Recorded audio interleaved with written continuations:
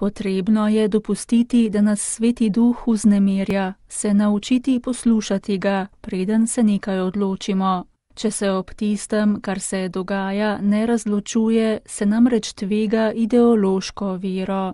Tako se je glasila spodbuda papeža Frančiška, namenjena vernikom med današnjo jutranjo svetomašo v kapeli doma Svete Marte.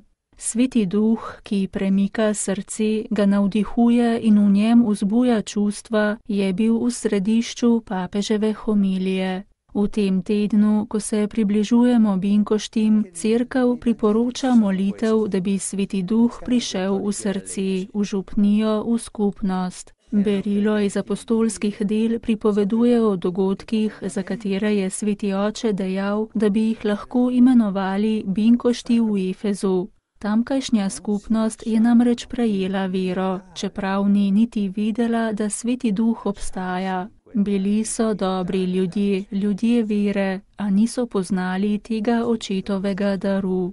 Ko pa je Pavel na to položil roke nanje, je nadnje prišel Sveti Duh in začeli so govoriti v jezikih. Sveti Duh namreč premika srce. V evangelijih beremo o številnih osebah, Nikodemu, ženi, ki je krvavela, Samarijanki, grešnici, ki jih ravno Sveti Duh nagne, da se približajo Jezusu. Papež je tako povabil, da bi se vprašali, kje je mesto Svetega Duha v naših življenjih. Osrednja pobuda papeža Frančiška je bila zatorej, da bi se pustili vznemirjati Svetemu Duhu. To pomeni, da bi se mu pustili interpelirati, saj nam on omogoči razločevati in ne zapasti v ideološko vero. Pustiti se vznemirjati Svetemu Duhu. Ko nekaj začutiš, se to lahko zdi sentimentalizem. Toda, če hodiš po pravi poti, ni sentimentalizem.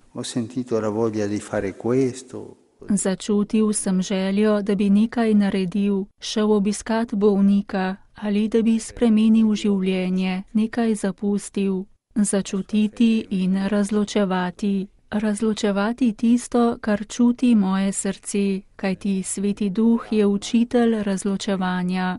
Oseba, ki v srcu nima teh premikov, ki ne razločuje, kaj se dogaja, je oseba, ki ima hladno vero, ideološko vero.